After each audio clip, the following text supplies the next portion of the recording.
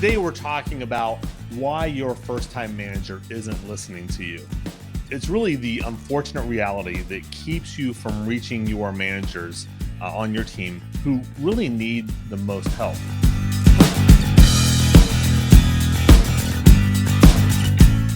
First-time managers realize that managing their team is very different from what they thought it would be. The Authentic Leader Show is the podcast for managers of managers as they transform their first-time managers into authentic leaders of high-performing teams.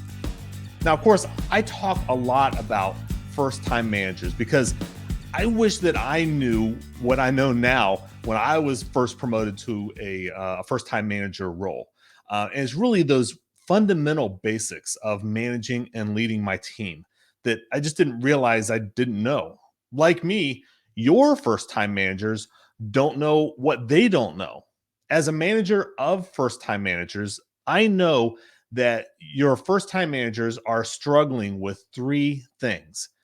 Your first-time managers, they don't know what they're doing wrong. There's something about what they're doing that's just not working for them. They haven't broken the code for what they feel is necessary for leading high-performing teams. And of course, they want to prove to you that they are qualified for the role. And because of these three things, what I do know also is that you are scratching your head wondering, why is your first-time manager, why are they not taking your advice or coaching? You can also see that they aren't figuring out on their own, or they're really spinning their wheels with maybe very little or not much progress at all. And you're looking for a way to help your first-time manager to apply management principles for their team and that really work for them too. If you have been looking for a way to help your first-time managers in any of these ways, and you've really been doing this for more than 3 months, then I know that you are giving advice and coaching while your first-time manager continues to spin their wheels without much progress. So just so you know, inside of the First-Time Manager Summit, I teach about 7 disciplines. When your first-time manager masters all 7 of these, you will see huge results, and in some cases, even immediate results. Now, of course, the one question that has not been answered yet is, why aren't your first-time managers taking your advice or coaching? Well, let me start with an illustration why your first-time managers may not be taking your advice and coaching.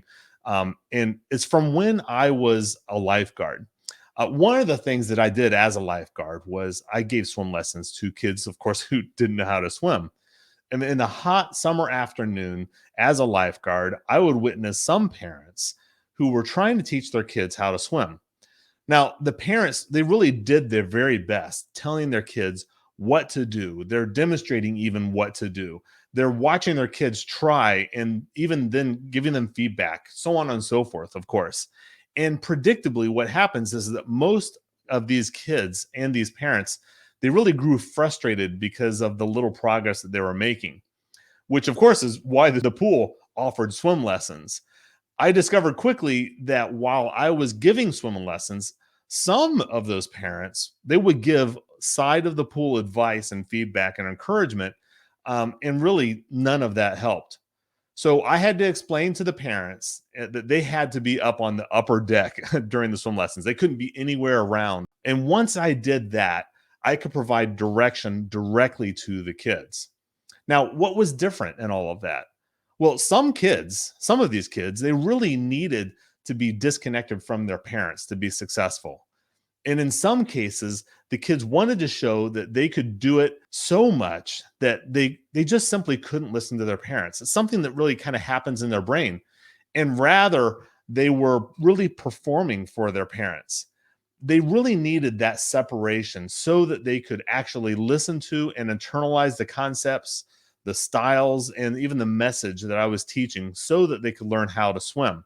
The same can be true for your first-time manager. Of course, first-time managers are so happy to finally be promoted to a manager role. I know how excited I was when I was first promoted to a manager role. But in some cases, they're distracted from hearing your really good advice and coaching. All they want to do is to perform for you, of course, their boss, and demonstrate that they are fully qualified for the role. And lots of times, and many times, they aren't really yet qualified. They will be qualified and they will with some experience and skills, but they may just not have that yet. But they don't know that they need that, number one, and they don't know that that what they're trying to do is so obvious. So to take your advice and coaching is a form of admitting that they don't know what they're doing. Now, I know what you're thinking. You're thinking that your first time managers, they should just simply listen to you. And the reality is that sometimes they can't. And you don't know why. And even they don't know why.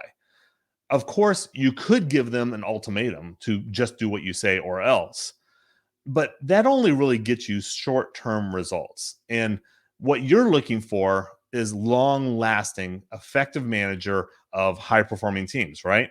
In my first minute role as a manager, I couldn't listen to my manager. I didn't know it then, but I later realized that I didn't feel qualified to be a manager, while at the same time I wanted so bad to be a manager. Taking advice from my boss, it made me feel inferior, and it only proved that I didn't know what I was doing. And I didn't want him to know that.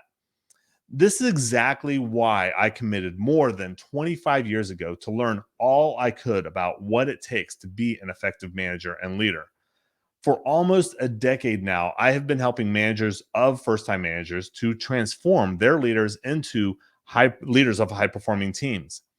If you have a first time manager who isn't taking your advice or coaching, don't be offended. They may feel obligated to prove to you that you've made a good choice. So maybe you did make a good choice. Maybe you didn't. I don't know. But before giving up, you need to know that you did all you could do to help them to be successful in their role. And if, quite frankly, we could put this into business objective decision making. Quite honestly, it's easier and much less expensive to help your first time manager to be successful rather than the time, effort, and expense of starting all over again with another first time manager. If you would like help, this February, a small group of first time managers are working with me in a 2-day summit for first time managers. It's a fast track program to help these first time managers to acquire the tools, systems, and frameworks to lead high performing teams. These same managers walk out of the summit with their management and leadership plan that they will implement over the next 12 months, in addition to experiences, exercises, and books that they will then take back to their team. If you'd like to see if your first time manager is a good fit for this summit, you can learn more at AuthenticSuccessOnline.com. If you can relate to anything that I shared here today, or if you would like to ask me questions, I'd love to talk to you. You can put a comment right here and I'll respond. You can also DM me or reach out to me through my LinkedIn profile. Not all first-time managers are a fit for this summit, quite frankly. To find out if your first-time manager is a fit, you can go to AuthenticSuccessOnline.com. We've already got people registering for the program, so we actually have less than 10 now. You can connect with me on LinkedIn. You can find me at LinkedIn at I am Christopher Jones. You can find more information and other free resources when you go to ChristopherRJones.com.